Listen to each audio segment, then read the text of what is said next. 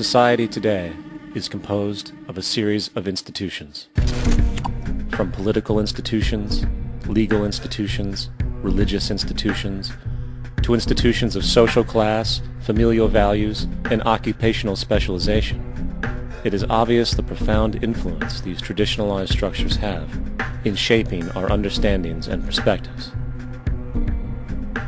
Yet, of all the social institutions we are born into, directed by, and conditioned upon, there seems to be no system as taken for granted and misunderstood as the monetary system.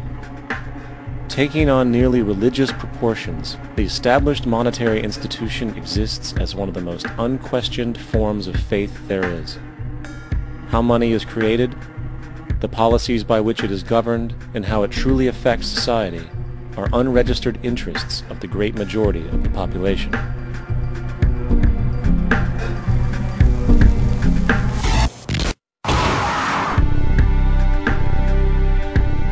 In a world where 1% of the population owns 40% of the planet's wealth, in a world where 34,000 children die every single day from poverty and preventable diseases, and where 50% of the world's population lives on less than $2 a day, one thing is clear: something is very wrong.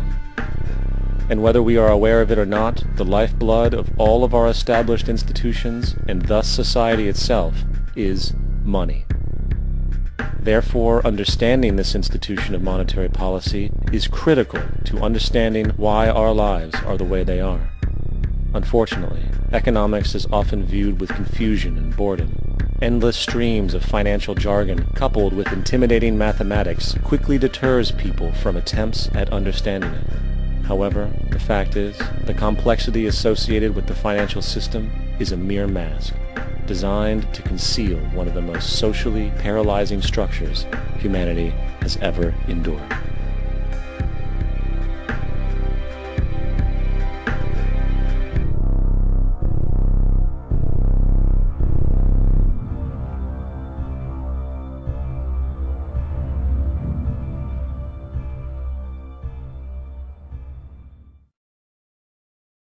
A number of years ago, the Central Bank of the United States, the Federal Reserve, produced a document entitled Modern Money Mechanics. This publication detailed the institutionalized practice of money creation as utilized by the Federal Reserve and the web of global commercial banks it supports. On the opening page, the document states its objective. The purpose of this booklet is to describe the basic process of money creation in a fractional reserve banking system. It then proceeds to describe this fractional reserve process through various banking terminology, a translation of which goes something like this. The United States government decides it needs some money, so it calls up the Federal Reserve and requests, say, $10 billion. The Fed replies saying, sure, we'll buy $10 billion in government bonds from you. So the government takes some pieces of paper, paints some official-looking designs on them, and calls them treasury bonds. Then it puts a value on these bonds to the sum of $10 billion and sends them over to the Fed. In turn, the people at the Fed draw up a bunch of impressive pieces of paper themselves, only this time calling them Federal Reserve notes, also designating a value of $10 billion to the Fed. The Fed then takes these notes and trades them for the bonds. Once this exchange is complete, the government then takes the $10 billion in Federal Reserve notes and deposits it into a bank account. And upon this deposit, the paper notes officially become legal tender money, adding $10 billion to the U.S. money supply. And there it is. $10 billion in new money has been created. Of course, this example is a generalization, for, in reality, this transaction would occur electronically, with no paper used at all. In fact, only 3% of the U.S. money supply exists in physical currency. The other 97% essentially exists in computers alone. Now, government bonds are, by design, instruments of debt, and when the Fed purchases these bonds, with money it essentially created out of thin air, the government is actually promising to pay back that money to the Fed. In other words, the money was created out of debt. This mind-numbing paradox of how money or value can be created out of debt or a liability will become more clear as we further this exercise. So, the exchange has been made and now $10 billion sits in a commercial bank account. Here's where it gets really interesting. For as based on the fractional reserve practice, that $10 billion deposit instantly becomes part of the bank's reserves, just as all deposits do. And regarding reserve requirements, as stated in modern money mechanics, a bank must maintain legally required reserves equal to a prescribed percentage of its deposits. It then quantifies this by stating, under current regulations, the reserve requirement against most transaction accounts is 10%. This means that with a $10 billion deposit, 10% or $1 billion is held as the required reserve, while the other $9 billion is considered an excessive reserve and can be used as the basis for new loans. Now, it is logical to assume that this $9 billion is literally coming out of the existing $10 billion deposit. However, this is actually not the case. What really happens is that the $9 billion is simply created out of thin air on top of the existing $10 billion deposit. This is how the money supply is expanded. As stated in modern money mechanics, of course they, the banks, do not really pay out loans from the money they receive as deposits. If they did this, no additional money would be created. What they do when they make loans is to accept promissory notes, loan contracts, in exchange for credits, money, to the borrower's transaction accounts. In other words, the $9 billion can be created out of nothing simply because there is a demand for such a loan and that there is a $10 billion deposit to satisfy the reserve requirements. Now, let's assume that somebody walks into this bank and borrows the newly available $9 billion. They will then most likely take that money and deposit it into their own bank account. The process then repeats, for that deposit becomes part of the bank's reserves. 10% is isolated, and in turn 90% of the $9 billion, or $8.1 billion, is now available as newly created money for more loans. And, of course, that 8.1 can be loaned out and redeposited, creating an additional 7.2 billion, to 6.5 billion, to 5.9 billion, etc. This deposit money creation loan cycle can technically go on to infinity. The average mathematical result is that about $90 billion can be created on top of the original $10 billion. In other words, for every deposit that ever occurs in the banking system, about 9 times that amount can be created out of thin air. Money jitters? Ask the obliging Bank of America for a jar of soothing instant money, M-O-N-E-Y, in the form of a convenient personal loan. So, now that we understand how money is created by this fractional reserve banking system, a logical yet elusive question might come to mind. What is actually giving this newly created money value? The answer? The money that already exists. The new money essentially steals value from the existing money supply. For the total pool of money is being increased irrespective to demand for goods and services. And as supply and demand finds equilibrium, prices rise, diminishing the purchasing power of each individual dollar. This is generally referred to as inflation, and inflation is essentially a hidden tax on the public. What is the advice that you generally get? And that is, inflate the currency. They don't say debase the currency. They don't say devalue the currency. They don't say cheat the people who are saved. They say lower the interest rates. The real deception is when we distort the value of money. When we create money out of thin air, we have no savings, yet there's so-called capital. So my question boils down to this: how in the world can we expect to solve the problems of inflation, that is, the increase in the supply of money, with more inflation? Of course, it can't. The fractional reserve system of monetary expansion is inherently inflationary. For the act of expanding the money supply, without there being a proportional expansion of goods and services in the economy, will always debase a currency.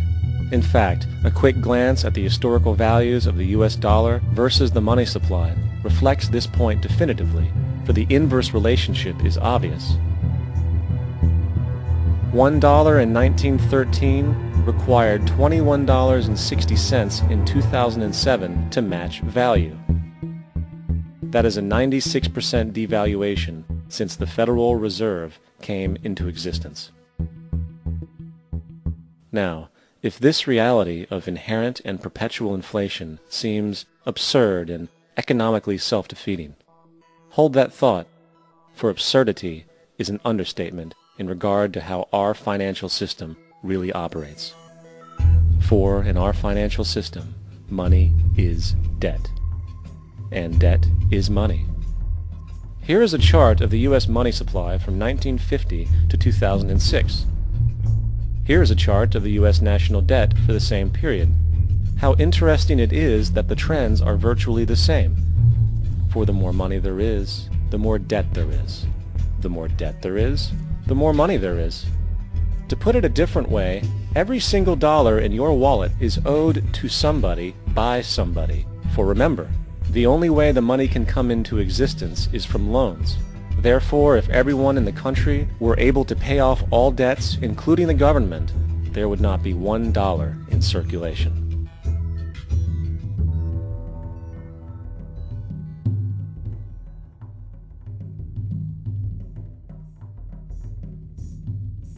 In fact, the last time in American history the national debt was completely paid off was in 1835 after President Andrew Jackson shut down the central bank that preceded the Federal Reserve. In fact, Jackson's entire political platform essentially revolved around his commitment to shut down the central bank, stating at one point, "The bold efforts the present bank has made to control the government are but premonitions of the fate that awaits the American people should they be deluded into a perpetuation of this institution or the establishment of another like it." Unfortunately, his message was short-lived, and the international bankers succeeded to install another central bank in 1913, the Federal Reserve. And as long as this institution exists, perpetual debt is guaranteed. Now, so far we have discussed the reality that money is created out of debt, through loans. These loans are based on a bank's reserves, and reserves are derived from deposits. And through this fractional reserve system, any one deposit can create 9 times its original value, in turn debasing the existing money supply, raising prices in society. And since all this money is created out of debt and circulated randomly through commerce, people become detached from their original debt, and a disequilibrium exists where people are forced to compete for labor in order to pull enough money out of the money supply to cover their costs of living. As dysfunctional and backwards as all of this might seem, there is still one thing we have omitted from this equation. And it is this element of the structure which reveals the truly fraudulent nature of the system itself: the application of interest. When the government borrows money from the Fed, or when a person borrows money from a bank, it almost always has to be paid back with accrued interest. In other words, almost every single dollar that exists must be eventually returned to a bank with interest paid as well. But if all money is borrowed from the central bank and is expanded by commercial banks through loans, only what would be referred to as the principal is being created in the money supply. So then, where is the money to cover all of the interest that is charged? Nowhere. It doesn't exist. The ramifications of this are staggering, for the amount of money owed back to the banks will always exceed the amount of money that is available in circulation. This is why inflation is a constant in the economy, for new money is always needed to help cover the perpetual deficit built into the system, caused by the need to pay the interest. What this also means is that mathematically, defaults and bankruptcy are literally built into the system, and there will always be poor pockets of society that get the short end of the stick. An analogy would be a game of musical chairs, for once the music stops, somebody is left out to dry. And that's the point. It invariably transfers true wealth from the individual to the banks. For if you are unable to pay for your mortgage, they will take your property. This is particularly enraging when you realize that not only is such a default inevitable due to the fractional reserve practice, but also because of the fact that the money that the bank loaned to you didn't even legally exist in the first place. In 1969, there was a Minnesota court case involving a man named Jerome Daly, who was challenging the foreclosure of his home by the bank which provided the loan to purchase it. His argument was that the mortgage contract required both parties, being he and the bank, each put up a legitimate form of property for the exchange. In legal language, this is called consideration. Mr. Daly explained that the money was, in fact, not the property of the bank, for it was created out of nothing as soon as the loan agreement was signed. Remember what modern money mechanics stated about loans? What they do when they make loans is to accept promissory notes in exchange for credits. Reserves are unchanged by the loan transactions, but deposit credits constitute new additions to the total deposits of the banking system. In other words, the money doesn't come out of their existing assets. The bank is simply inventing it, putting up nothing of its own, except for a theoretical liability on paper.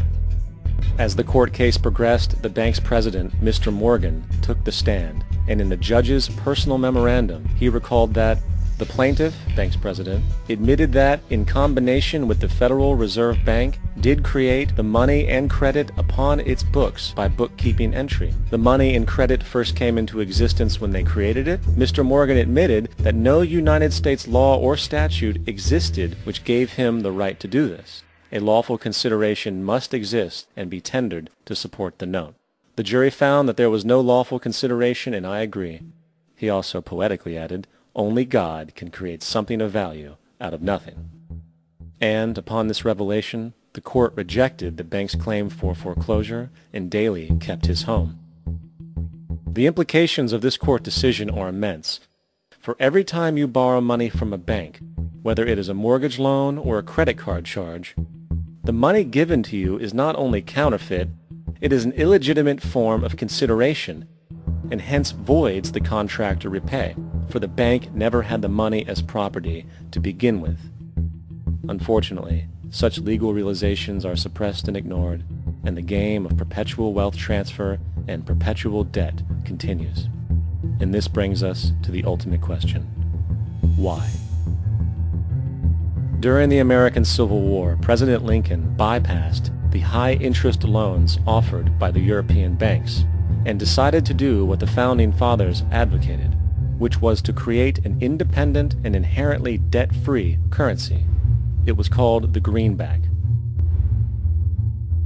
Shortly after this measure was taken, an internal document circulated between private British and American banking interests stated, "Slavery is but the owning of labor, and carries with it the care of laborers, while the European plan is that capital shall control labor by controlling wages. This can be done by controlling the money. It will not do to allow the greenback, as we cannot control that." The fractional reserve policy perpetrated by the Federal Reserve, which has spread in practice to the great majority of banks in the world, is, in fact, a system of modern slavery. Think about it. Money is created out of debt. And what do people do when they are in debt? They submit to employment to pay it off. But if money can only be created out of loans, how can society ever be debt-free? It can't. And that's the point.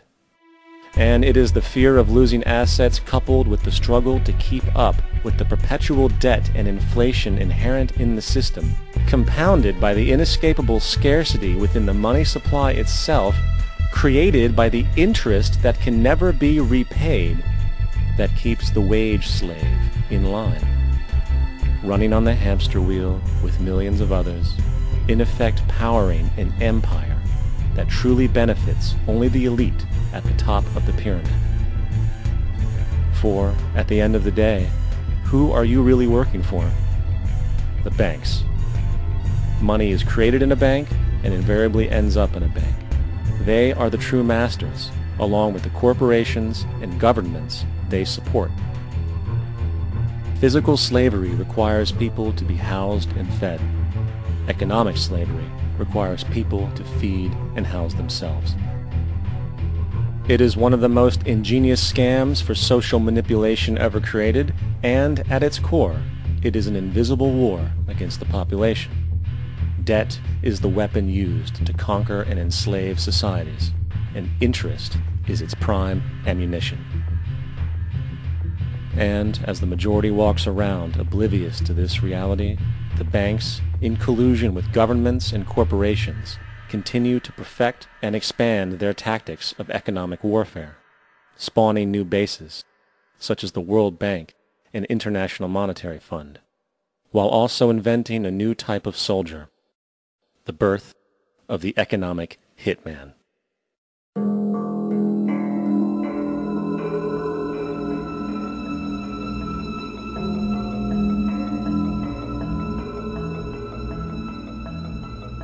We economic hitmen really have been the ones responsible for creating this first truly global empire. And we work many different ways.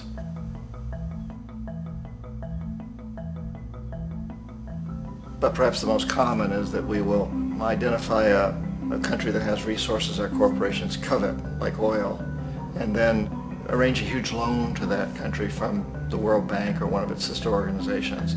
But the money never actually goes to the country. Instead, it goes to our big corporations to build infrastructure projects in that country, power plants, industrial parks, ports, things that benefit a few rich people in that country, in addition to our corporations, but really don't help the majority of the people at all. However, those people, the whole country is left holding a huge debt. It's such a big debt they can't repay it, and that's part of the plan, that they can't repay it. And so at some point, we economic hitmen go back to them and say, listen, you owe us a lot of money, can't pay your debt, so sell your oil real cheap to our oil companies. Allow us to build a military base in your country, or send troops in support of ours to someplace in the world like Iraq, or vote with us on the next UN vote. To have their electric utility company privatized and their water and sewage system privatized and sold to U.S. corporations or other multinational corporations. So there was that whole mushrooming thing, and it's so typical of the way the IMF and the World Bank work, that you put a country in debt, it's such a big debt it can't pay it, and then you offer to refinance that debt and pay even more interest. And you demand this quid pro quo, which you call a conditionality or good governance, which means basically that they've got to sell off their resources, including many of their social services, their utility companies, their school systems sometimes, their penal systems, their insurance systems, to foreign corporations. So it's a double, triple, quadruple whammy. The precedent for economic hitmen really began back in the early 50s when democratically elected Mossadegh, who was elected in Iran. He was considered to be the hope for democracy in the Middle East and around the world. He was Time Magazine's Man of the Year. But one of the things that he'd run on and began to implement was the idea that foreign oil companies needed to pay the Iranian people a lot more for the oil that they were taking out of Iran. The Iranian people should benefit from their own oil. Strange policy. We didn't like that, of course. But we were afraid to do what we normally were doing, which was to send in the military. Instead, we sent in one CIA agent, Kermit Roosevelt, Teddy Roosevelt's relative. And Kermit went in with a few $1 million and was very, very effective and efficient. And in a short amount of time, he managed to get Mossadegh overthrown and brought in the Shah of Iran to replace him, who always was favorable to oil. And it was extremely effective. Mobs overflow Tehran. Army officers shout that Mossadegh has surrendered and his regime as virtual dictator of Iran is ended. Pictures of the Shah are paraded through the streets as sentiment reverses. The Shah is welcomed home. So back here in the United States, in Washington, people looked around and said, wow, that was easy and cheap. So this established a whole new way of manipulating countries, of creating empire. The only problem with Roosevelt was that he was a card-carrying CIA agent, and had he been caught, the ramifications could have been pretty serious. So very quickly at that point, the decision was made to use private consultants to channel the money through the World Bank or the IMF or one of the other such agencies, to bring in people like me who worked for private companies, so that if we got caught, there would be no governmental ramifications.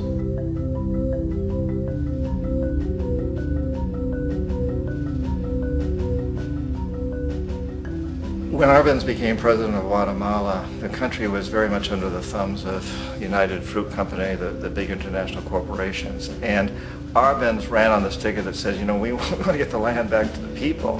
And once he took power, he was implementing policies that would do exactly that, give the land rights back to the people.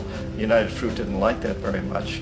And so they hired a public relations firm, launched a huge campaign in the United States to convince the United States people, the citizens of the United States, and the press of the United States, and the Congress of the United States, that Arbenz was a Soviet puppet, and that if we allowed him to stay in power, the Soviets would have a foothold in this hemisphere. And that at that point in time was a huge fear on everybody's mind, the Red Terror, the Communist terror.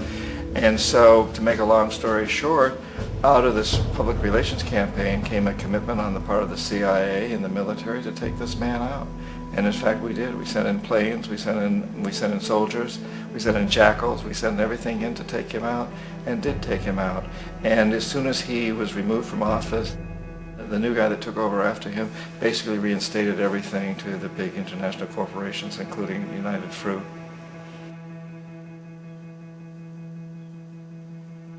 Ecuador for many, many years had been ruled by pro-U.S. dictators, often relatively brutal. Then it was decided that they were going to have a truly democratic election. Jaime Roldos ran for office, and his main goal, he said, as president would be to make sure that Ecuador's resources were used to help the people. And he won, overwhelming, by more votes than anybody had ever won anything in Ecuador. And he began to implement these policies to make sure that the profits from oil went to help the people. Well, we didn't like that in the United States.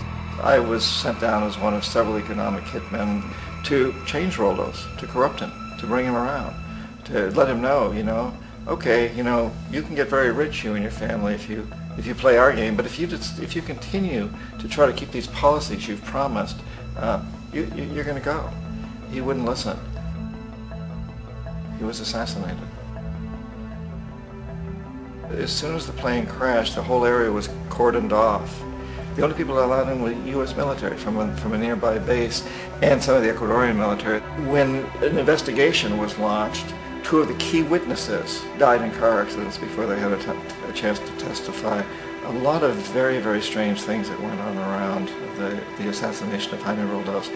I, like most people who've really looked at this case, have absolutely no doubt that it was an assassination. And of course, in my position as an economic hitman, I was always expecting something to happen to Jaime, whether it be a coup or assassination, I wasn't sure, but that he would be taken down because he was not being corrupted. He would not allow himself to be corrupted the way we wanted to corrupt him. Omar Torrijos, president of Panama, was, you know, one of my favorite people. I really, really liked him. He was very charismatic. He was a guy who really wanted to help his country. And when I tried to bribe him or corrupt him, he said, look, John, he called me Juanito. He said, look, Juanito, I don't need the money. What I really need is for my country to be treated fairly. I need for the United States to repay the debts that you owe my people for all the destruction you've done here. I need to be in a position where I can help other Latin American countries win their independence and be free of this terrible presence from the north that you people are exploiting us so badly. I need to have the Panama Canal back in the hands of the Panamanian people. That's what I want. And so, leave me alone. Don't try to bribe me. It was 1981, and in May, Jaime Roldos was assassinated. And Omar was very aware of this. Torrijos got his family together and he said, I'm probably next, but it's okay because I've done what I came here to do. I've renegotiated the canal. The canal will now be in our hands. He just finished negotiating the treaty with Jimmy Carter. In June of that same year, just a couple of months later, he also went down in an airplane crash, which there's no question was executed by CIA-sponsored jackals. Tremendous amount of evidence that one of Torrijos' security guards handed him at the last moment as he was getting on the plane a tape recorder, a small tape recorder that contained a bomb.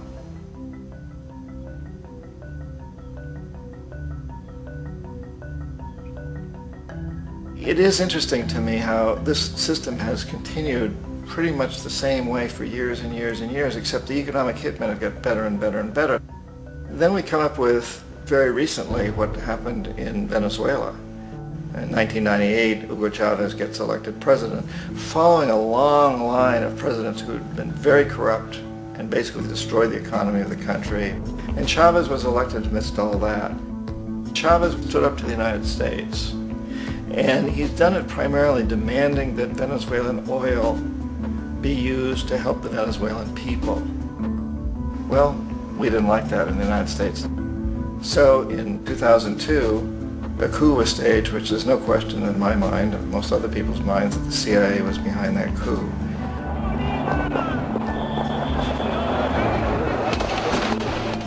The way that that coup was fomented was very reflective of what Kermit Roosevelt had done in Iran, of paying people to go out into the streets, to riot, to protest, to say this Chavez is very unpopular. You know, if you can get a few thousand people to do that, television can make it look like it's the whole country, and things start to mushroom. Except in the case of Chavez, he was smart enough, and the people were so strongly behind him that they overcame it, which was a phenomenal moment in the history of Latin America.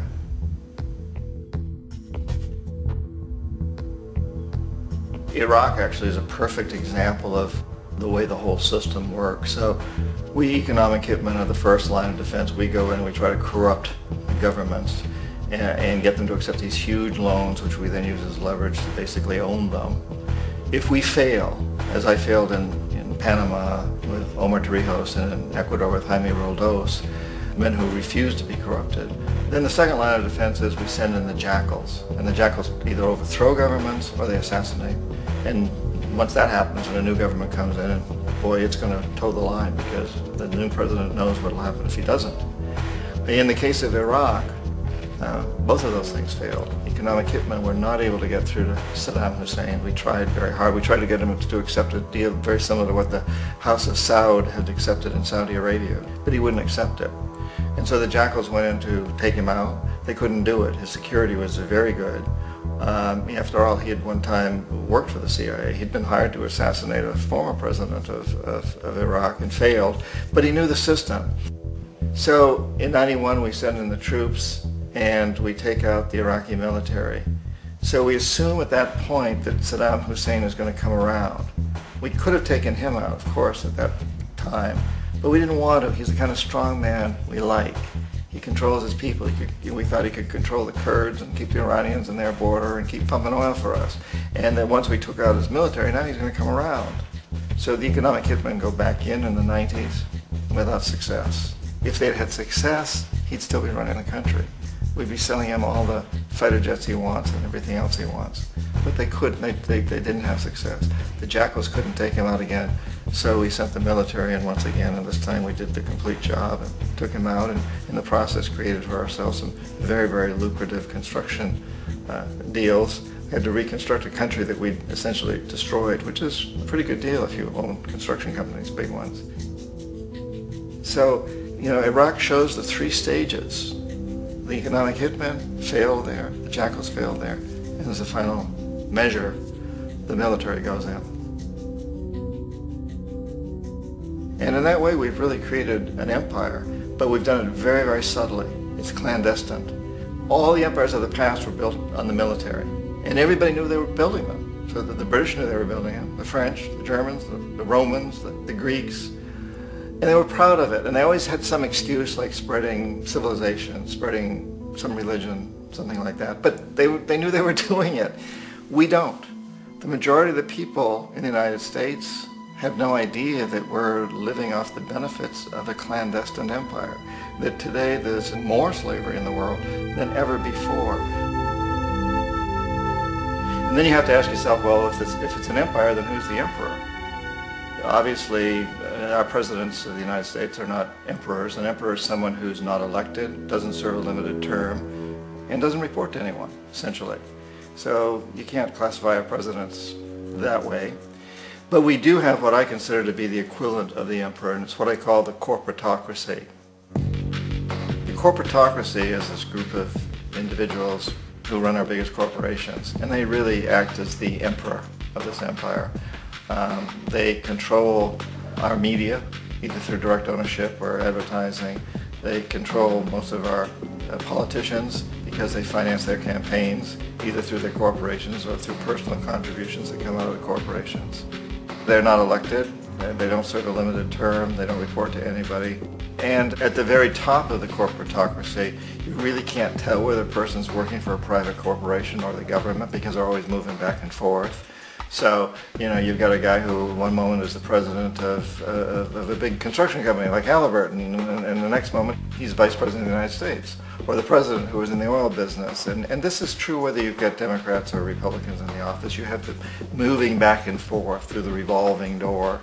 And in a way, our government is invisible a lot of the time, and its policies are carried out by our corporations on one level or another. And then again, the policies of the government are basically forged by the corporatocracy and then presented to the government. They become government policy. So it's an incredibly cozy relationship. This isn't a conspiracy theory type of thing. These people don't have to get together and plot to do things. They all basically work under one primary assumption, and that is that they must maximize profits regardless of the social and environmental costs.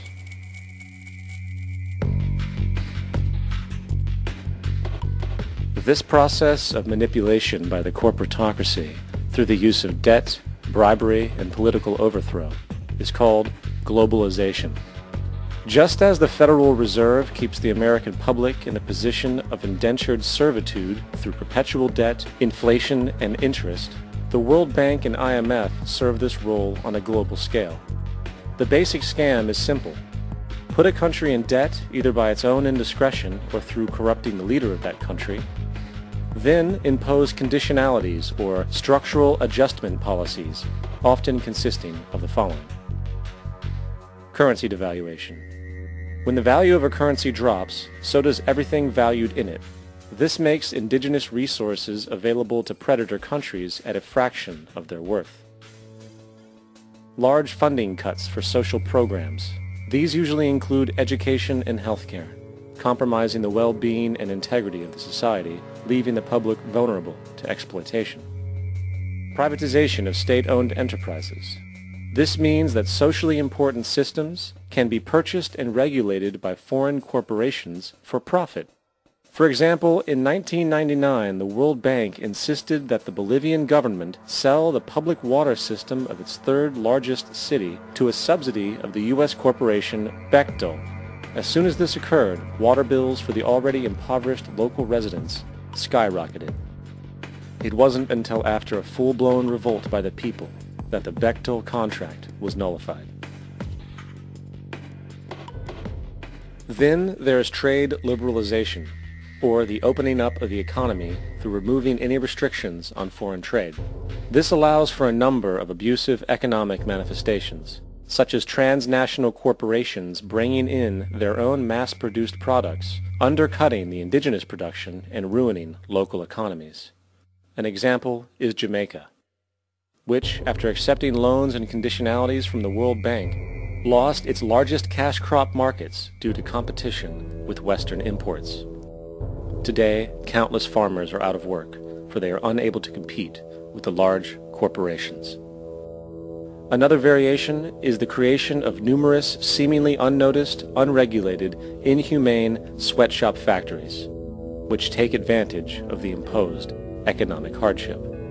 Additionally, due to production deregulation, environmental destruction is perpetual, as a country's resources are often exploited by the indifferent corporations while outputting large amounts of deliberate pollution. The largest environmental lawsuit in the history of the world today is being brought on behalf of 30,000 Ecuadorian Amazonian people against Texaco, which is now owned by Chevron. So today it's against Chevron, but for activities conducted by Texaco. Estimated to be more than 18 times what the Exxon Valdez dumped into the coast of Alaska. In the case of Ecuador, it wasn't an accident. The oil companies did it intentionally. They knew they were doing it to save money out there rather than arranging for proper disposal. Furthermore, a cursory glance at the performance record of the World Bank reveals that the institution, which publicly claims to help poor countries develop and alleviate poverty, has done nothing but increase poverty and the wealth gap, while corporate profits soar. In 1960, the income gap between the fifth of the world's people in the richest countries versus the fifth in the poorest countries was 30 to 1. By 1998, it was 74 to 1. While global GNP rose 40% between 1970 and 1985, those in poverty actually increased by 17%. While from 1985 to 2000, those living on less than $1 a day increased by 18%. Even the Joint Economic Committee of the U.S. Congress admitted that there is a mere 40% success rate of all World Bank projects. In the late 1960s, the World Bank intervened in Ecuador with large loans. During the next 30 years, poverty grew from 50% to 70%. Under or unemployment grew from 15 to 70%. Public debt increased from 240 million to 16 billion, while the share of resources allocated to the poor went from 20% to 6%. In fact, by the year 2000, 50% of Ecuador's national budget had to be allocated for paying its debts. It is important to understand the World Bank is, in fact, a U.S. bank, supporting U.S. interests. For the United States holds veto power over decisions, as it is the largest provider of capital. And where did it get this money? You guessed it, it made it out of thin air through the fractional reserve banking system. Of the world's top 100 economies, as based on annual GDP, 51 are corporations, and 47 of that 51 are U.S.-based. Walmart, General Motors, and Exxon are more economically powerful than Saudi Arabia, Poland, Norway, South Africa, Finland, Indonesia, and many others. And, as protective trade barriers are broken down, currencies tossed together and manipulated in floating markets, and state economies overturned in favor of open competition and global capitalism, the empire expands. You get up on your little 21-inch screen and howl about America and democracy. There is no America. There is no democracy. There is only IBM and ITT and AT&T and DuPont, Dow, Union Carbide, and Exxon. Those are the nations of the world today. What do you think the Russians talk about in their councils of state? Karl Marx?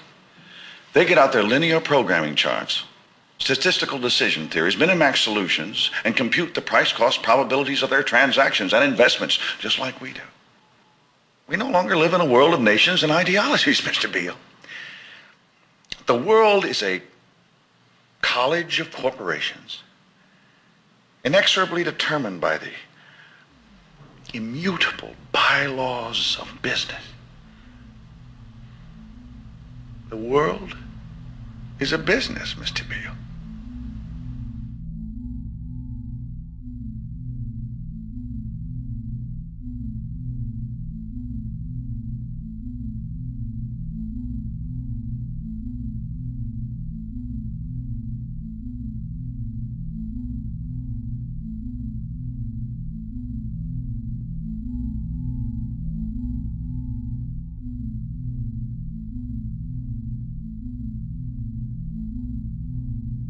The world is being taken over by a handful of business powers who dominate the natural resources we need to live while controlling the money we need to obtain these resources. The end result will be world monopoly, based not on human life, but financial and corporate power. And as the inequality grows, naturally more and more people are becoming desperate. So the establishment was forced to come up with a new way to deal with anyone who challenges the system. So they gave birth to the terrorist.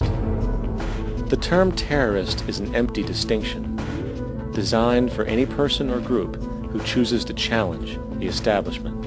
This isn't to be confused with the fictional Al-Qaeda, which was actually the name of a computer database for the US-supported Mujahideen in the 1980s.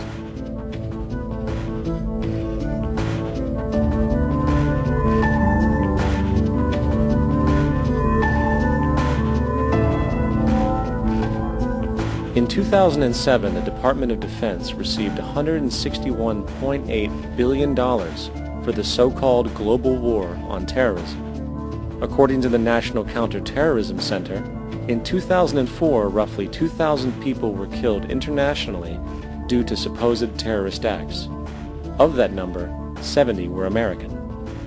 Using this number as a general average, which is extremely generous, it is interesting to note that twice as many people die from peanut allergies a year than from terrorist acts. Concurrently, the leading cause of death in America is coronary heart disease, killing roughly 450,000 each year. And in 2007, the government's allocation of funds for research on this issue was about $3 billion. This means that the U.S. government in 2007 spent 54 times the amount for preventing terrorism than it spent for preventing a disease which kills 6,600 times more people annually than terrorism does. Yet, as the name terrorism and Al-Qaeda are arbitrarily stamped on every news report relating to any action taken against U.S. interests, the myth grows wider. In mid-2008, the U.S. Attorney General actually proposed that the U.S. Congress officially declare war against the fantasy. Not to mention, as of July 2008, there are now over 1 million people currently on the U.S. terrorist watch list.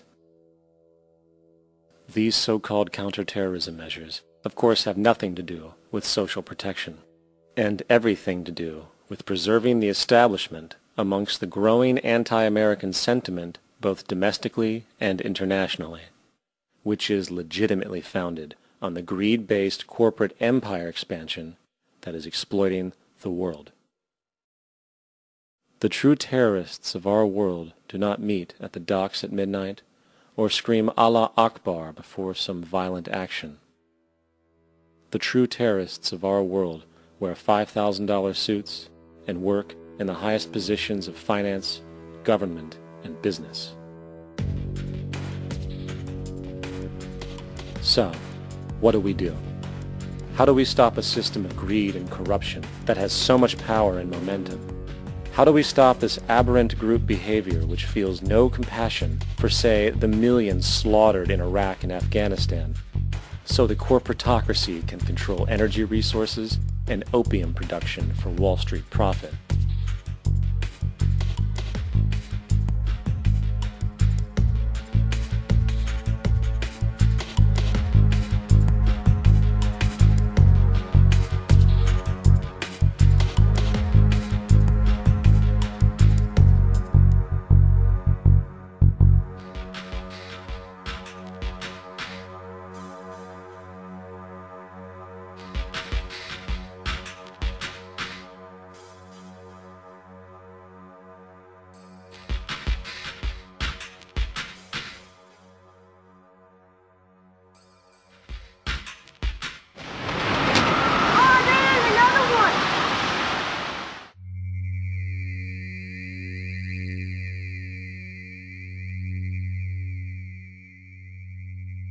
How do we stop a system of greed and corruption that condemns poor populations to sweatshop slavery for the benefit of Madison Avenue? Or that engineers false flag terror attacks for the sake of manipulation? Or that generates built-in modes of social operation which are inherently exploitative? Or that systematically reduces civil liberties and violates human rights in order to protect itself from its own shortcomings? How do we deal with the numerous covert institutions such as the Council on Foreign Relations, the Trilateral Commission, and the Bilderberg Group, and other undemocratically elected groups which, behind closed doors, collude to control the political, financial, social, and environmental elements of our lives? In order to find the answer, we must first find the true underlying cause. For the fact is, the selfish, corrupt, power, and profit-based groups are not the true source of the problem. They are symptoms.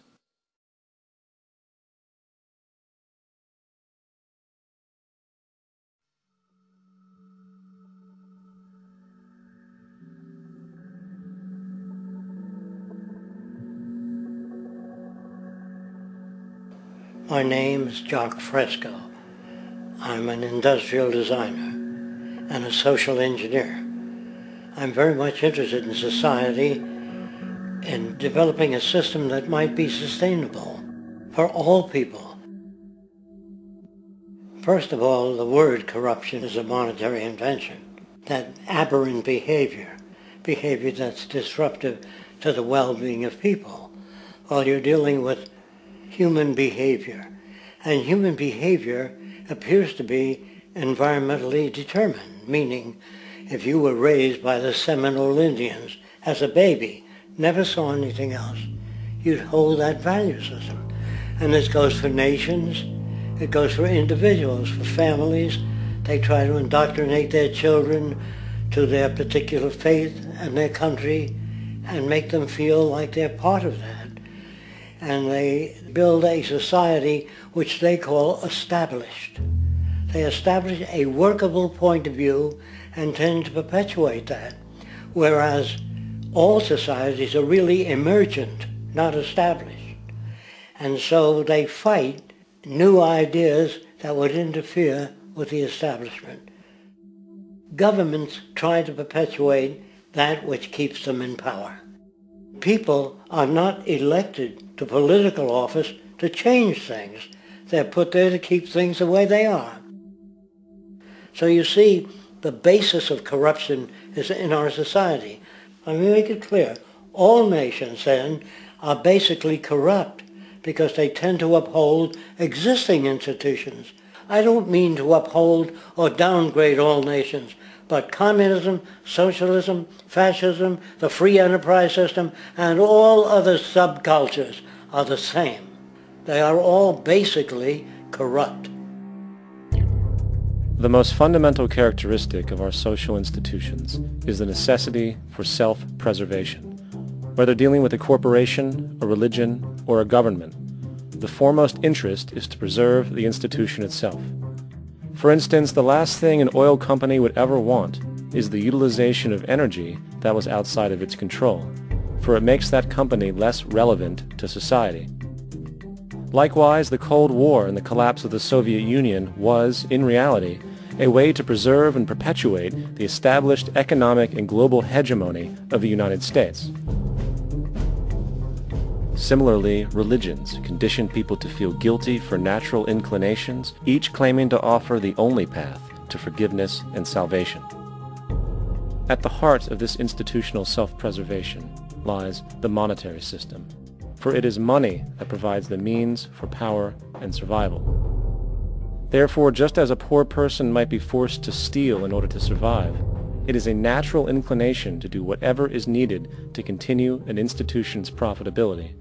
This makes it inherently difficult for profit-based institutions to change, for it puts in jeopardy not only the survival of large groups of people, but also the coveted materialistic lifestyles associated with affluence and power. Therefore, the paralyzing necessity to preserve an institution, regardless of its social relevance, is largely rooted in the need for money or profit.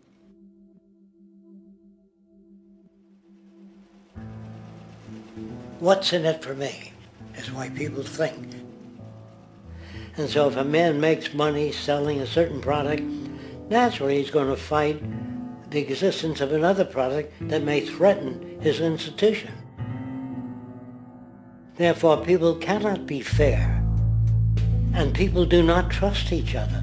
A guy will come over to you and say, I got just the house you're looking for. He's a salesman. When a doctor says, I think your kidney has to come out, I don't know if he's trying to pay off a yacht or that my kidney has to come out. It's hard in a monetary system to trust people. If you came into my store and I said, this lamp that I've got is pretty good, but the lamp next door is much better, I wouldn't be in business very long. It wouldn't work. If I were ethical it wouldn't work. So when you say industry cares for people, that's not true. They can't afford to be ethical. So your system is not designed to serve the well-being of people. If you still don't understand that, there would be no outsourcing of jobs if they cared about people. Industry does not care. They only hire people because it hasn't been automated yet. So don't talk about decency and ethics. We cannot afford it and remain in business. It is important to point out that regardless of the social system, whether fascist, socialist, capitalist, or communist, the underlying mechanism is still money, labor, and competition. Communist China is no less capitalistic than the United States. The only difference is the degree by which the state intervenes in enterprise. The reality is that monetaryism, so to speak, is the true mechanism that guides the interests of all the countries on the planet. The most aggressive and hence dominant variation of this monetaryism is the free enterprise system. The fundamental perspective as put forth by early free market economists like Adam Smith is that self-interest in competition leads to social prosperity, as the act of competition creates incentive which motivates people to persevere.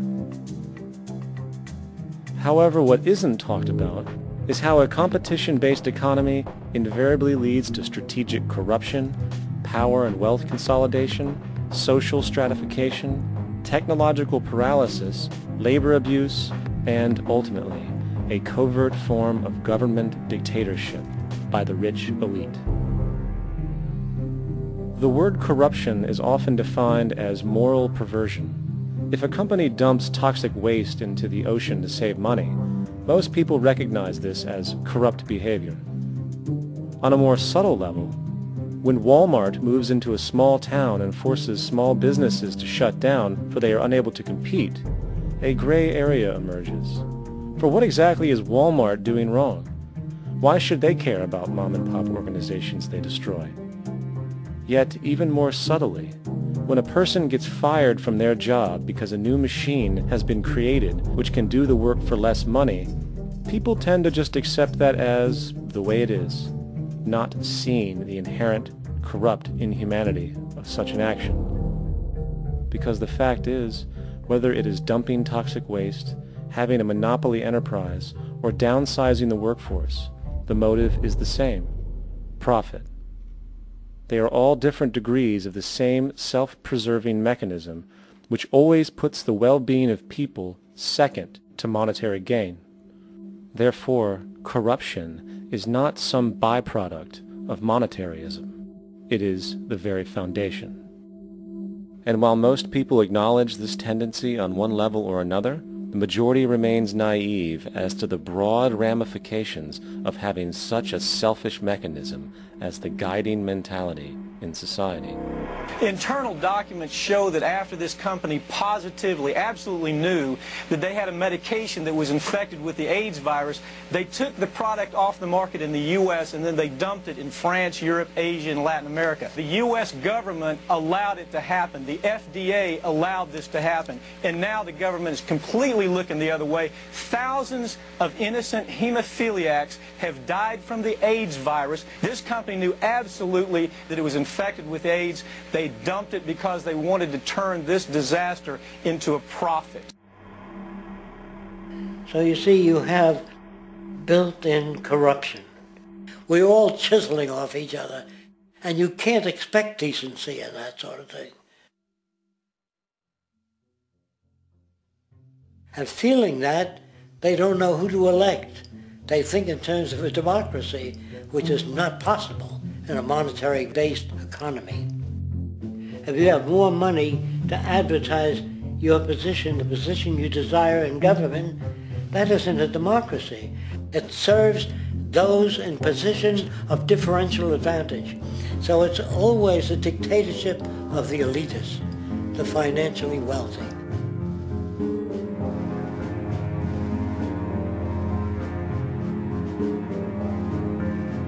It is an interesting observation to note how seemingly unknown personalities magically appear on the scene as presidential candidates. Then, before you know it, somehow you are left to choose from a small group of extremely wealthy people who suspiciously have the same broad social view. Obviously, it's a joke. The people placed on the ballot are done so because they have been pre-decided to be acceptable by the established financial powers who actually run the show. Yet, many who understand this illusion of democracy often think, if only we could just get our honest, ethical politicians in power, then we would be okay. Well, while this idea of course seems reasonable in our established-oriented worldview, it is, unfortunately, another fallacy. For when it really comes down to what is actually important, the institution of politics, and thus politicians themselves, have absolutely no true relevance as to what makes our world and society function. It's not politicians that can solve problems. They have no technical capabilities. They don't know how to solve problems. Even if they were sincere, they don't know how to solve problems. It's the technicians that produce the desalination plants. It's the technicians that give you electricity, that give you motor vehicles, that heat your house and cool it in the summertime. It's technology that solves problems, not politics. Politics cannot solve problems because they're not trained to do so. Very few people today stop and consider what it is that actually improves their lives. Is it money? Obviously not. One cannot eat money or stuff money into their car to get it to run. Is it politics? All politicians can do is create laws, establish budgets, and declare war. Is it religion? Of course not. Religion creates nothing except intangible emotional solace for those who require it. The true gift that we as human beings have, which has been solely responsible for everything that has improved our lives, is technology. What is technology? Technology is a pencil which allows one to solidify ideas on paper for communication. Technology is an automobile which allows one to travel faster than feet would allow. Technology is a pair of eyeglasses which enables sight for those who need it. Applied technology itself is merely an extension of human attributes which reduces human effort, freeing humans from a particular chore or problem. Imagine what your life would be like today without a telephone, or an oven, or a computer, or an airplane. Everything in your home, which you take for granted, from a doorbell, to a table, to a dishwasher, is technology generated from the creative, scientific ingenuity of human technicians, not money, politics, or religion. These are false institutions. And writing your congressman is fantastic. They tell you to write your congressman if you want something done. The men in Washington should be at the forefront of technology, the forefront of human studies, the forefront of crime, all the factors that shape human behavior. You don't have to write your congressman. What kind of people are they that are appointed to do that job? The future will have great difficulty. And the question that's raised by politicians is, how much will a project cost? The question is not how much will it cost. Do we have the resources? And we have the resources today to house everyone, build hospitals all over the world, build schools all over the world, the finest equipment and labs for teaching and doing medical research. So you see, we have all that, but we're in a monetary system. And in a monetary system, there's profit. And what is the fundamental mechanism that drives the profit system besides self-interest? What is it exactly that maintains that competitive edge at its core? Is it high efficiency and sustainability? No, that isn't part of their design. Nothing produced in our profit-based society is even remotely sustainable or efficient. If it was, there wouldn't be a multi-million-dollar-a-year service industry for automobiles, nor would the average lifespan for most electronics be less than 3 months before they're obsolete. Is it abundance? Absolutely not.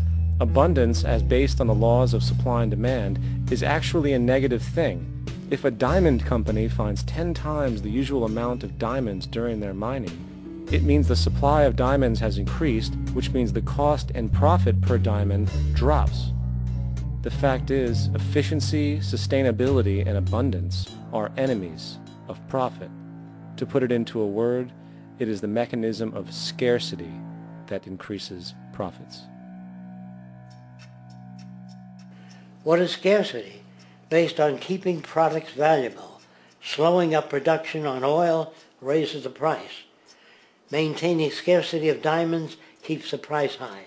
They burn diamonds at the Kimberley diamond mines. They're made of carbon. That keeps the price up.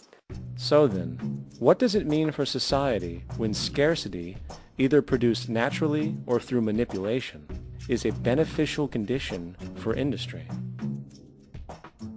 It means that sustainability and abundance will never ever occur in a profit system, for it simply goes against the very nature of the structure.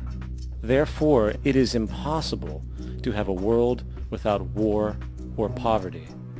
It is impossible to continually advance technology to its most efficient and productive states.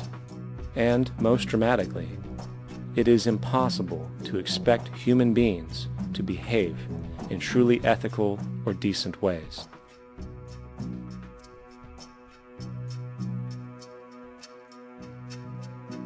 People use the word instinct because they can't account for the behavior. They sit back and they evaluate with their lack of knowledge, and they say things like, humans are built a certain way, greed is a natural thing, as though they've worked for years on it, and it's no more natural than wearing clothing.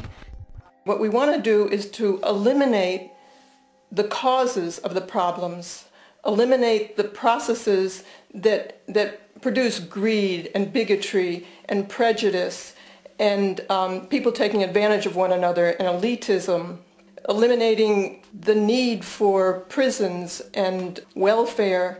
We have always had these problems because we have always lived within scarcity and barter and monetary systems that produce scarcity. If you eradicate the conditions that generate what you call socially offensive behavior, it does not exist.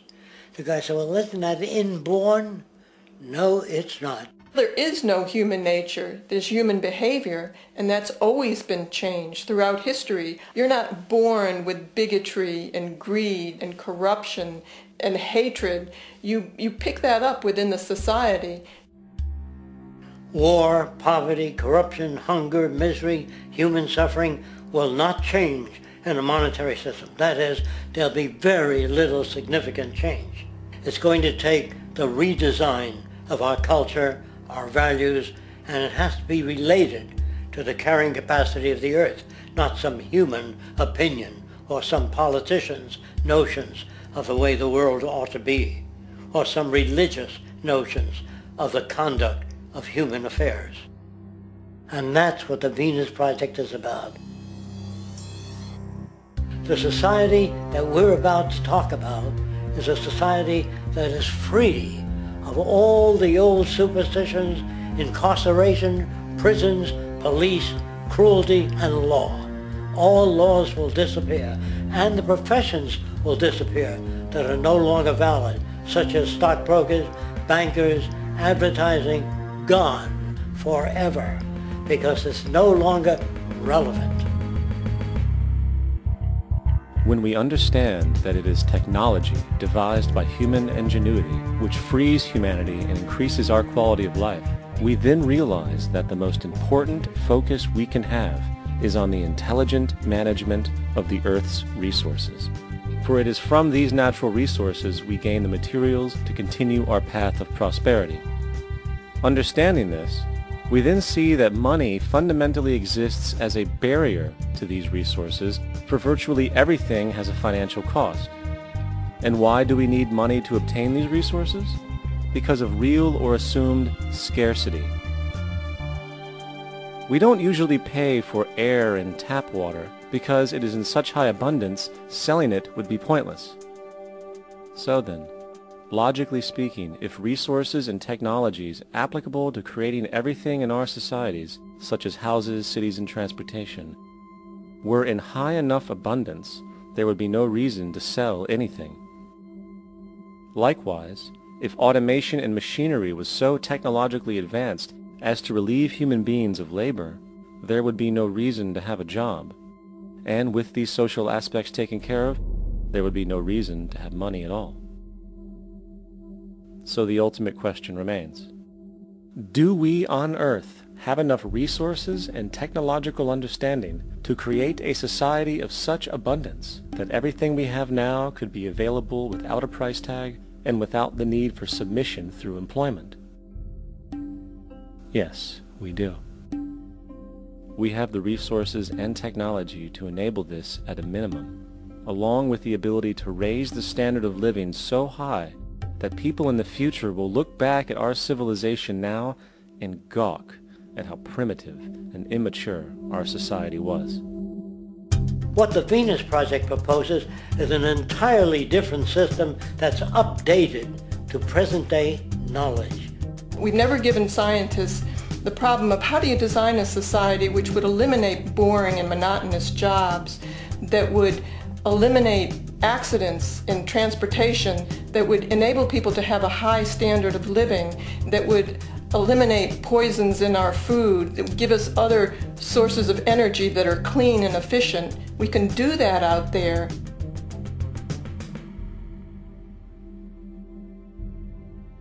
The major difference between a resource-based economy and a monetary system is that a resource-based economy is really concerned with people and their well-being, where a monetary system has become so distorted that the concerns of the people are really secondary, if they're there at all. The products that are turned out are for how much money you can get. If there is a problem in society and you can't earn money from solving that problem, then it won't be done.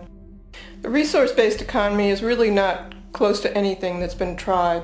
And with all our technology today, we can create abundance. It could be used to improve everyone's lifestyle. Abundance all over the world if we use our technology wisely and maintain the environment. It's a very different system, and it's very hard to talk about because the public is not that well enough informed as to the state of technology.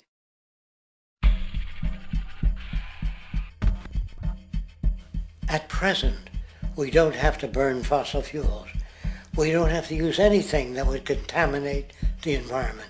There are many sources of energy available. Alternative energy solutions pushed by the establishment, such as hydrogen, biomass, and even nuclear, are highly insufficient, dangerous, and exist only to perpetuate the profit structure that industry has created.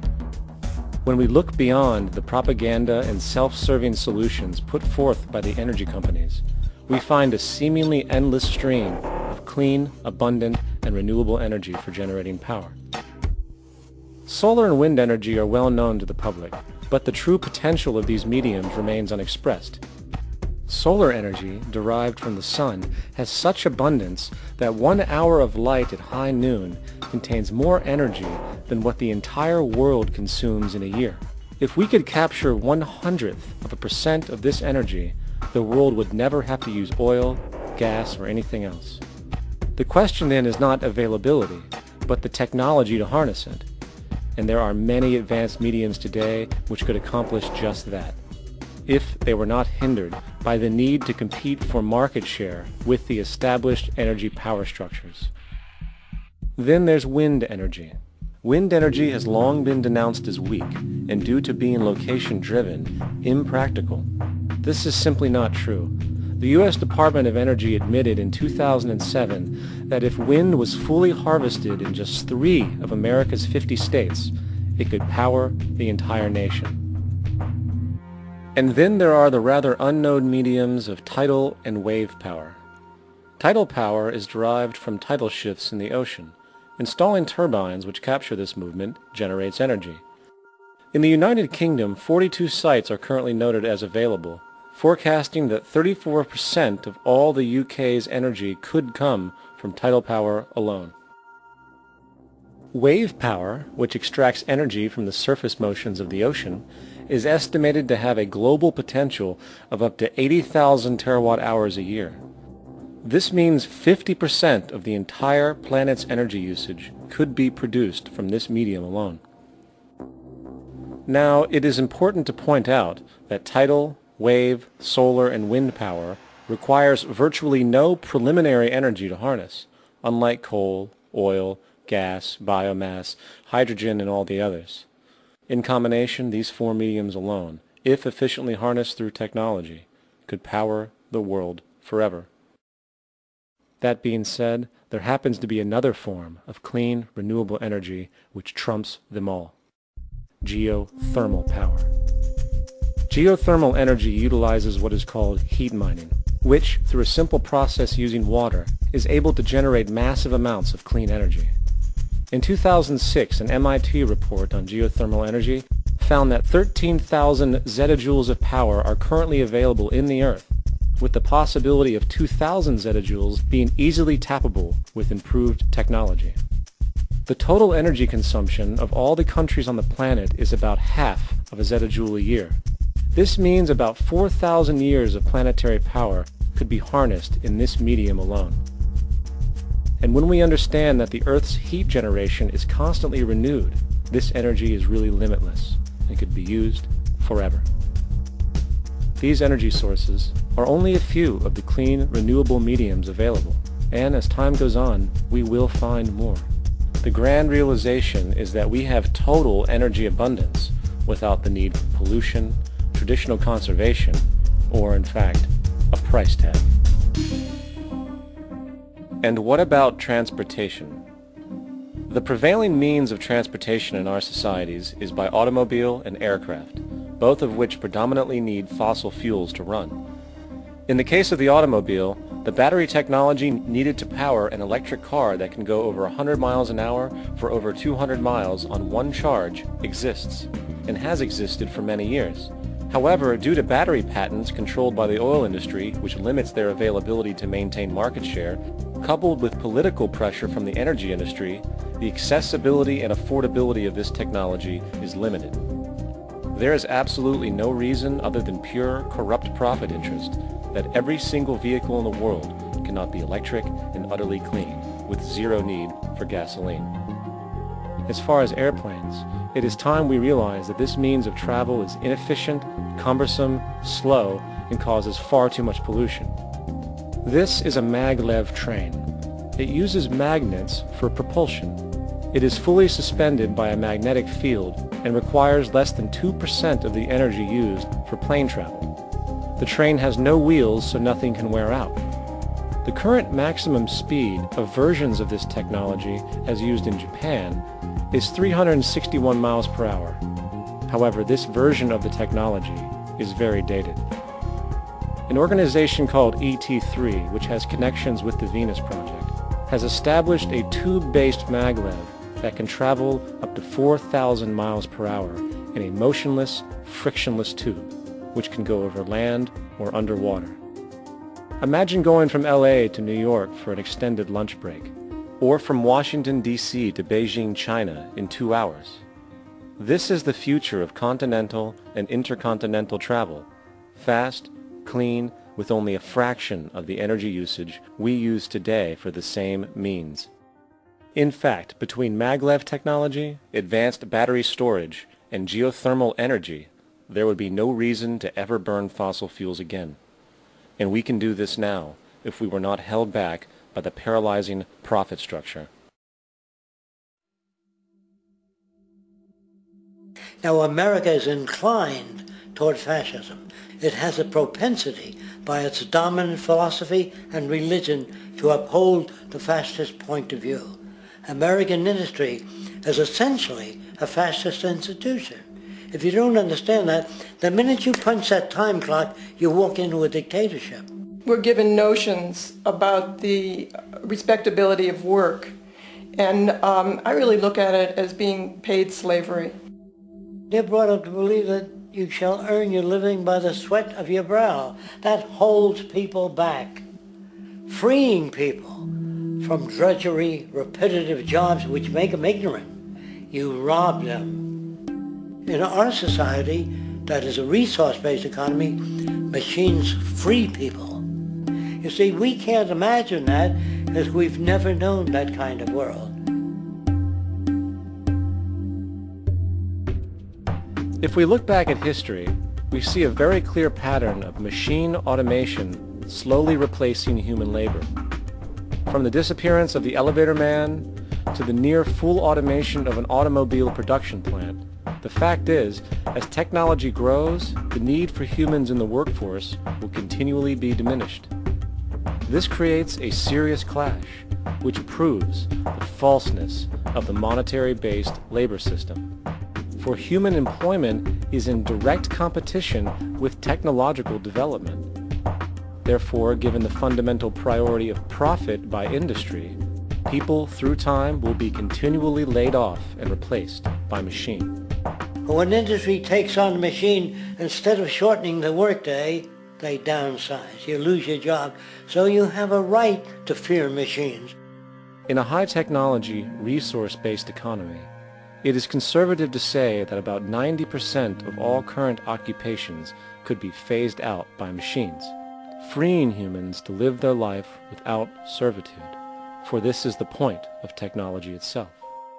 And through time, with nanotechnology and other highly advanced forms of science, it is not far-fetched to see how even complex medical procedures could be performed by machines as well, and based on the pattern, with much higher success rates than humans get today. The path is clear, but our monetary-based structure, which requires labor for income, blocks this progress, for humans need jobs in order to survive.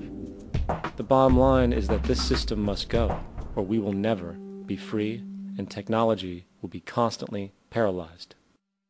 We have machines that clean out sewers. It frees a human being from doing that. So look at machines as extensions of human performance.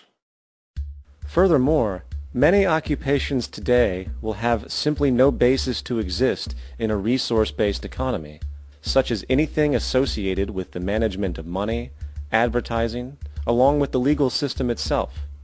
For without money, a great majority of the crimes that are committed today would never occur.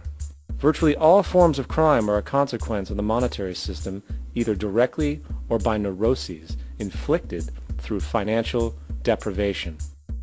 Therefore, laws themselves could eventually become extinct. Instead of putting up a sign, drive carefully, slippery when wet, put abrasive in the highway so it's not slippery when wet.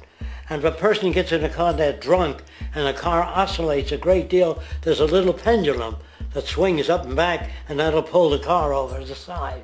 Not a law solution. Put sonar and radar in automobiles so they can't hit one another. Man-made laws are attempts to deal with occurring problems, and not knowing how to solve them, they make a law. In the United States, the most privatized, capitalist country on the planet, it should come as no surprise that it also has the largest prison population in the world, growing every year.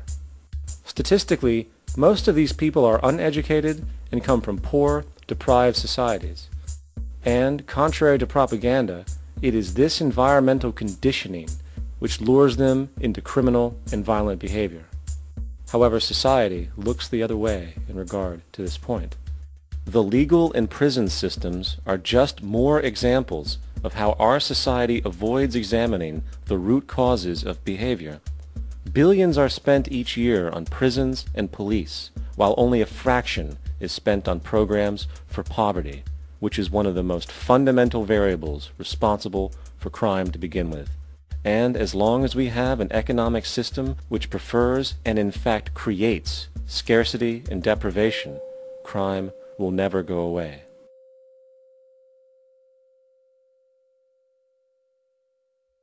If people have access to the necessities of life without servitude, debt, barter, trade, they behave very differently. You want all these things available without a price tag. Now then, you gotta have a price tag. Well, what'll motivate people? Man gets everything he wants, he just lay around in the sun. This is the myth they perpetuate. People in our culture are trained to believe that the monetary system produces incentive. If they have access to things, why should they want to do anything? They will lose their incentive. That's what you're taught to support the monetary system. When you take money out of the scenario, there would be different incentives, very different incentives. When people have access to the necessities of life, their incentives change. What about the moon and the stars? New incentives arise. If you make a painting that you enjoy, you will enjoy giving it to other people, not selling it.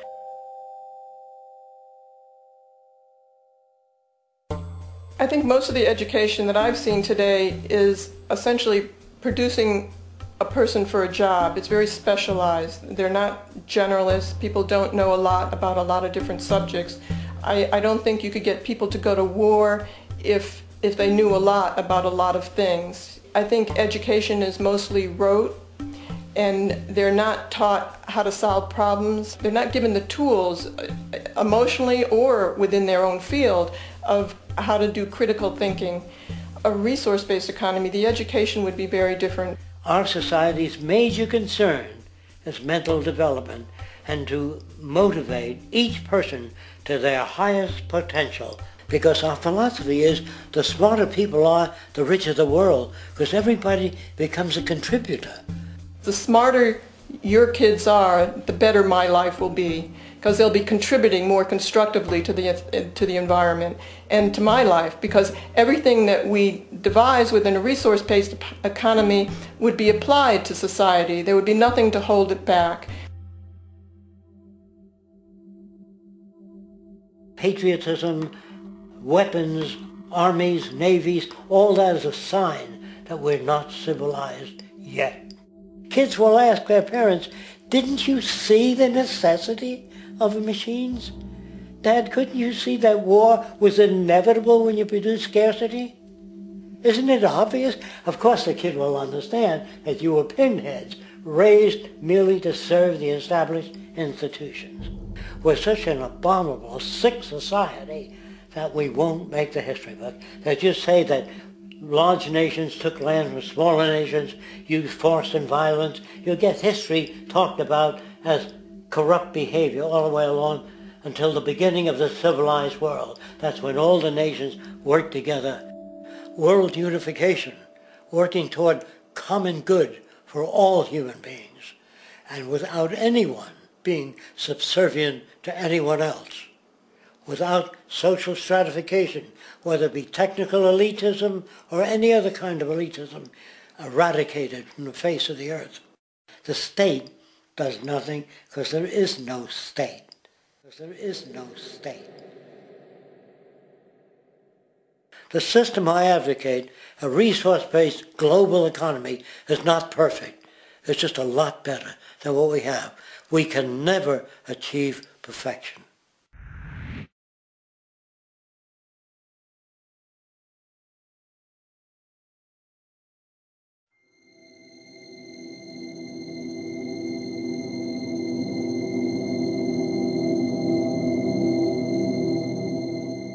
The social values of our society, which has manifested in perpetual warfare, corruption, oppressive laws, social stratification, irrelevant superstitions, environmental destruction, and a despotic, socially indifferent, profit-oriented ruling class, is fundamentally the result of a collective ignorance of two of the most basic insights humans can have about reality: the emergent and symbiotic aspects of natural law. The emergent nature of reality is that all systems, whether it is knowledge, society, technology, philosophy, or any other creation, will, when uninhibited, undergo fluid, perpetual change. What we consider commonplace today, such as modern communication and transportation, would have been unimaginable in ancient times. Likewise, the future will contain technologies, realizations, and social structures that we cannot even fathom in the present. We have gone from alchemy to chemistry, from a geocentric universe to a heliocentric, from believing that demons were the cause of illness to modern medicine. This development shows no sign of ending, and it is this awareness that aligns us and leads us on a continuous path to growth and progress. Static, empirical knowledge does not exist. Rather, it is the insight of the emergence of all systems we must recognize. This means we must be open to new information at all times, even if it threatens our current belief system and hence identities. Sadly, society today has failed to recognize this, and the established institutions continue to paralyze growth by preserving outdated social structures. Simultaneously, the population suffers from a fear of change, for their conditioning assumes a static identity, and challenging one's belief system usually results in insult and apprehension, for being wrong is erroneously associated with failure, when, in fact, to be proven wrong should be celebrated, for it is elevating someone to a new level of understanding, furthering awareness. The fact is, there is no such thing as a smart human being, for it is merely a matter of time before their ideas are updated, changed, or eradicated. And this tendency to blindly hold on to a belief system, sheltering it from new, possibly transforming information, is nothing less than a form of intellectual materialism.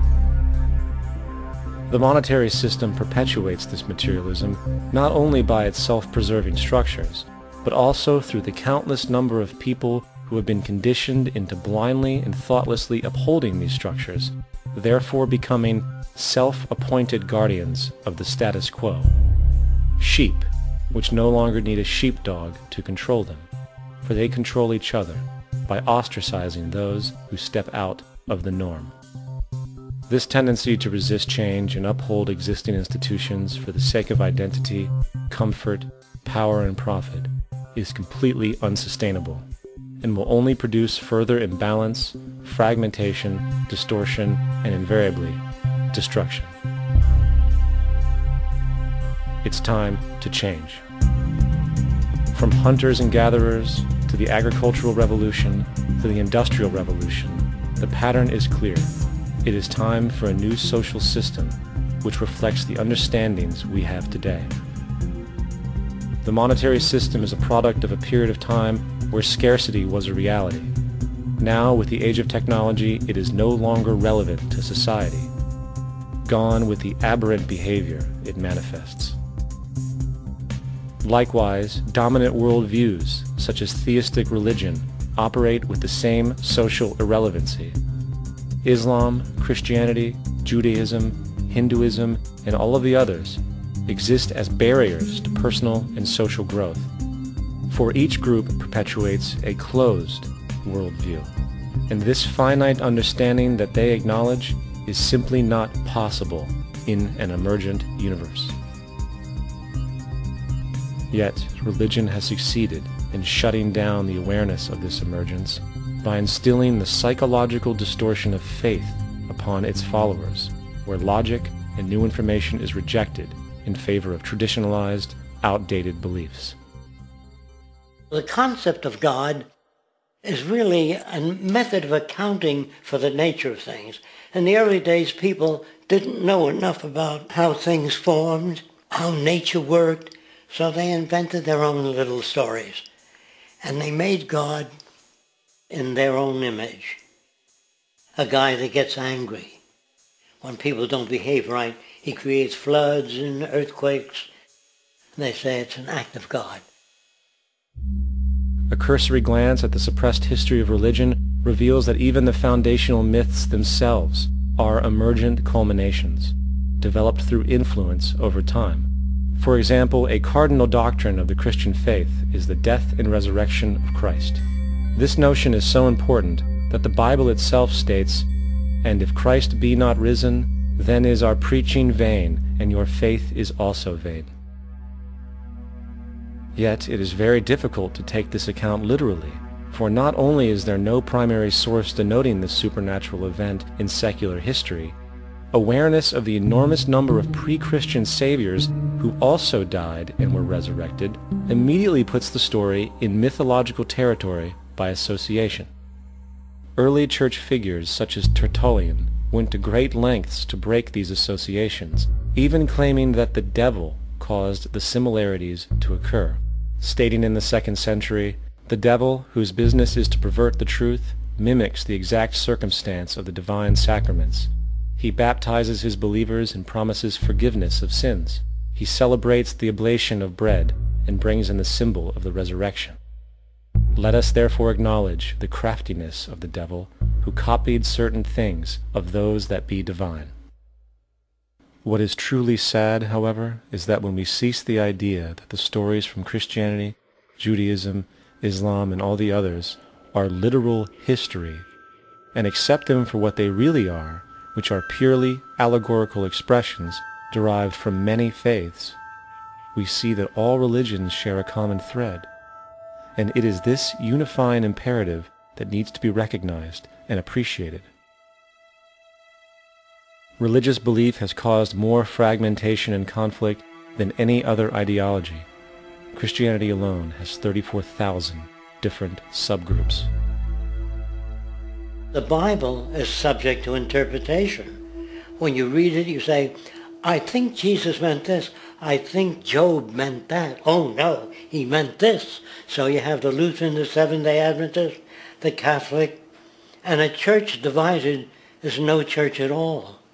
And a church divided is no church at all.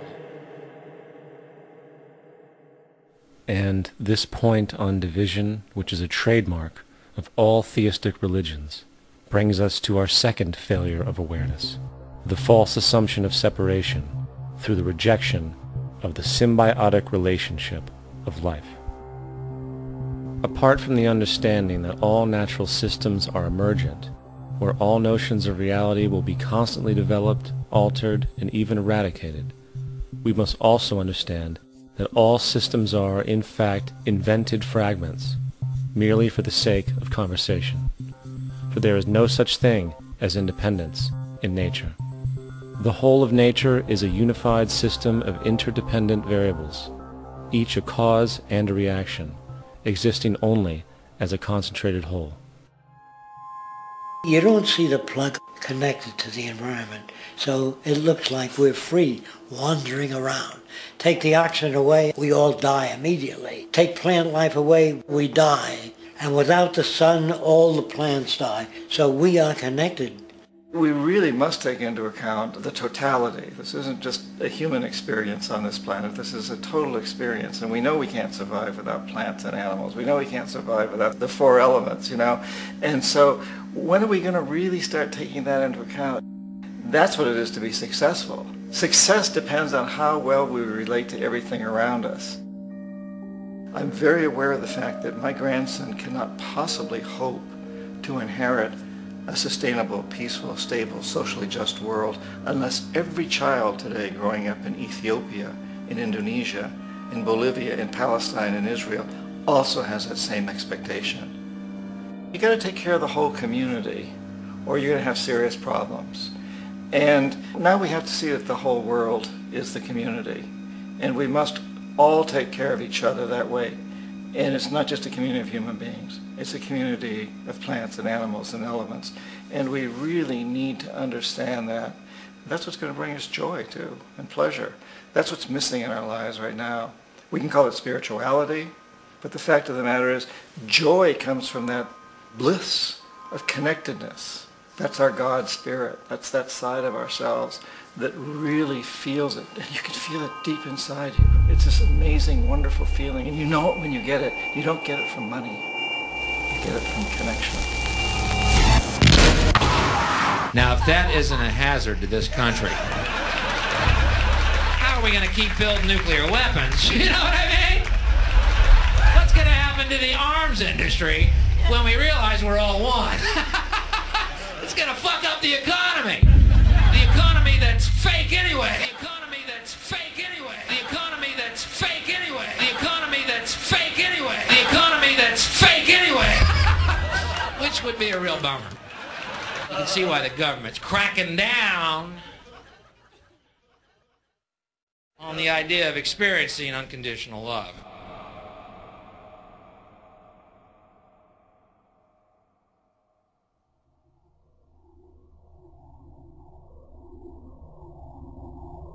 Once we understand that the integrity of our personal existences are completely dependent on the integrity of everything else in our world, we have truly understood the meaning of unconditional love. For love is extensionality, and seeing everything as you and you as everything can have no conditionalities. For, in fact, we are all everything at once.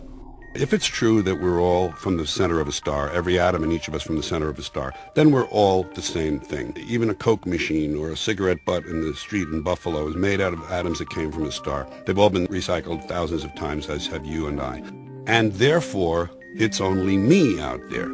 So what is there to be afraid of? What is there that needs solace-seeking? Nothing. There's nothing to be afraid of because it's all us. The trouble is we have been separated by being born and given a name and an identity and being individuated. We've been separated from the oneness, and that's what religion exploits, that people have this yearning to be part of the overall one again. So they exploit that. They call it God. They say he has rules. And I think it's cruel. I think you can do it absent religion.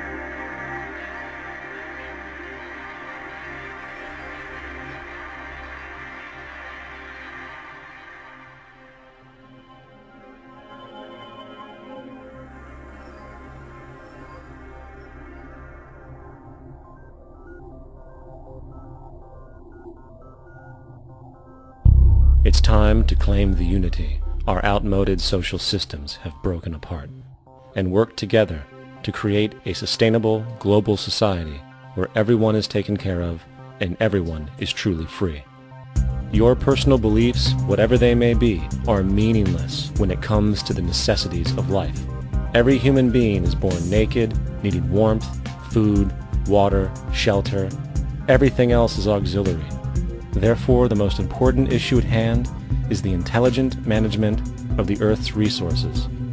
This can never be accomplished in a monetary system, for the pursuit of profit is the pursuit of self-interest, and therefore imbalance is inherent. Simultaneously, politicians are useless, for our true problems in life are technical, not political. Furthermore, ideologies that separate humanity, such as religion, need strong reflection in the community in regard to its value, purpose, and social relevancy. Hopefully, through time, religion will lose its materialism and basis in superstition and move into the useful field of philosophy. The fact is, society today is backwards, with politicians constantly talking about protection and security rather than creation, unity, and progress. The U.S. alone now spends about $500 billion annually on defense. That is enough to send every high school senior in America to a four-year college. In the 1940s, the Manhattan Project produced the first true weapon of mass destruction. This program employed 130,000 people at an extreme financial cost.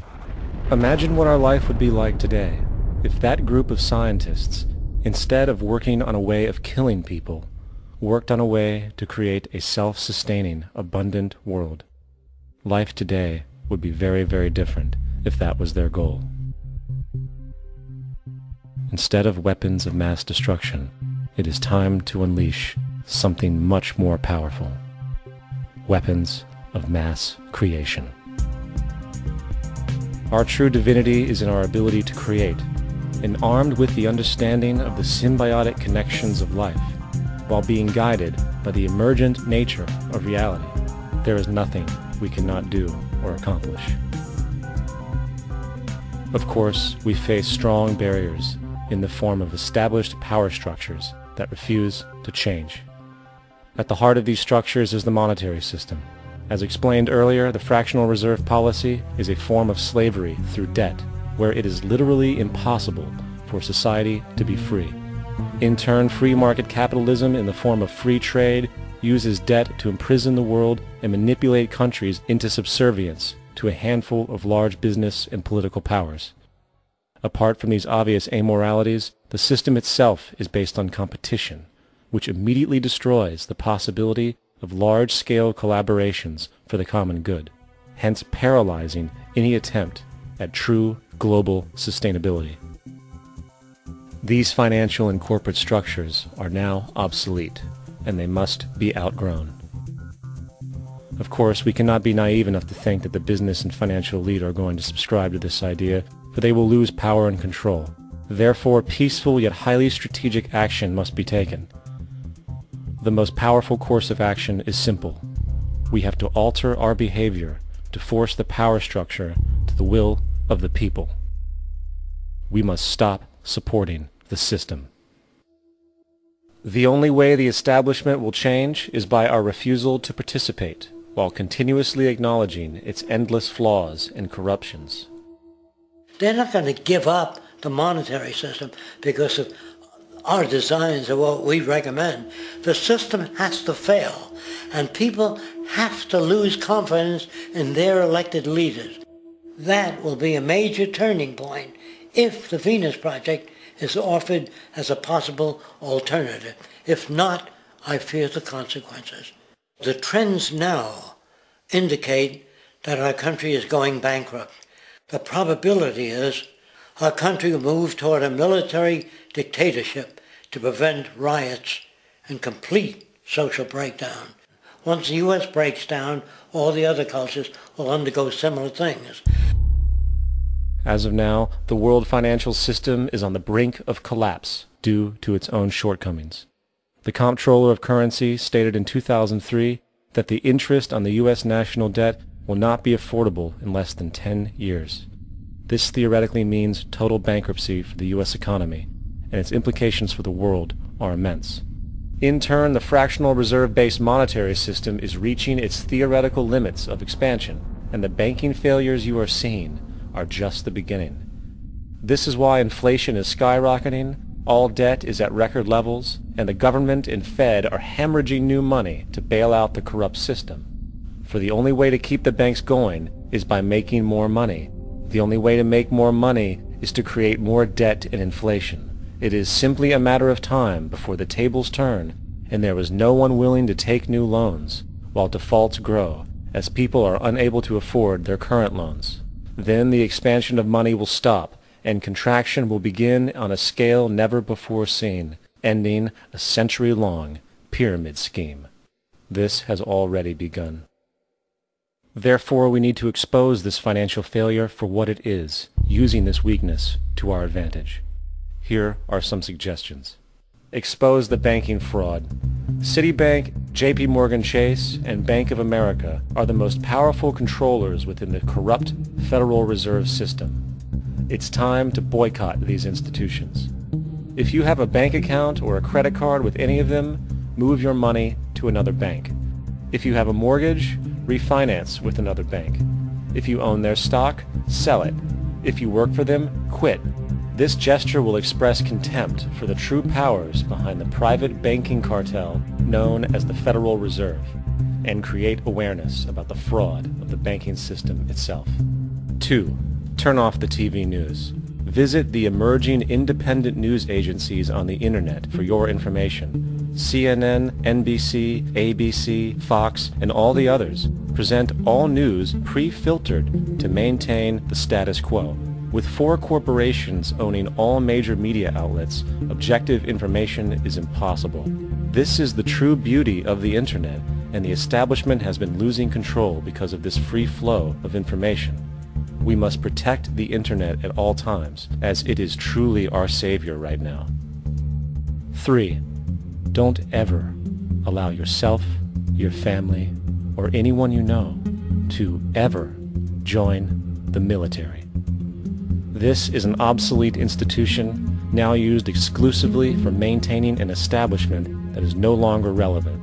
U.S. soldiers in Iraq work for U.S. corporations, not the people. Propaganda forces us to believe that war is natural and the military is an honorable institution. Well, if war is natural, why are there 18 suicides every single day by American veterans who have post-traumatic stress disorder? If our military men and women are so honored, why is it that 25% of the American homeless population are veterans? 4. Stop supporting the energy companies. If you live in a detached house, get off the grid. Investigate every means of making your home self-sustainable with clean energy. Solar, wind, and other renewable energies are now affordable consumer realities, and considering the never-ending rising cost of traditional energies, it will likely be a cheaper investment over time. If you drive, get the smallest car you can, and consider using one of the many conversion technologies that can enable your car to be a hybrid, electric, or run on anything other than establishment fuels. 5. Reject the political system. The illusion of democracy is an insult to our intelligence.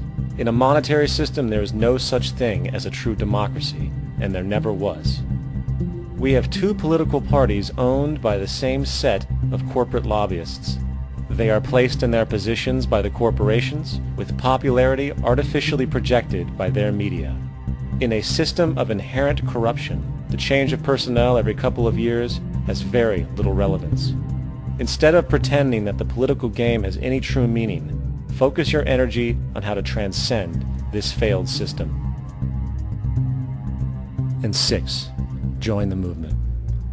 Go to the zeitgeistmovement.com and help us create the largest mass movement for social change the world has ever seen. We must mobilize and educate everyone about the inherent corruption of our current world system, along with the only true sustainable solution, declaring all the natural resources on the planet as common heritage to all people, while informing everyone as to the true state of technology and how we can all be free if the world works together rather than fights. The choice lies with you. You can continue to be a slave to the financial system and watch the continuous wars, depressions, and injustice across the globe while placating yourself with vain entertainment and materialistic garbage. Or you can focus your energy on true, meaningful, lasting, holistic change, which actually has the realistic ability to support and free all humans with no one left behind. But, in the end, the most relevant change must occur first inside of you. The real revolution is the revolution of consciousness, and each one of us first needs to eliminate the divisionary, materialistic noise we have been conditioned to think is true, while discovering, amplifying, and aligning with the signal coming from our true empirical oneness. It is up to you. What we are trying in all these discussions and talks here is to see if we cannot radically bring about a transformation of the mind. Not accept things as they are, but to understand it, to go into it, to examine it, give your heart and your mind with everything that you have to find out a way of living differently.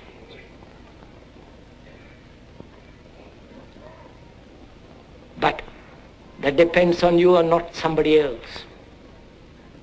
Because in this there is no teacher, no pupil, there is no leader, there is no guru, there is no master, no savior. You yourself are the teacher and the pupil, you are the master, you are the guru, you are the leader. You are everything. And to understand is to transform what is.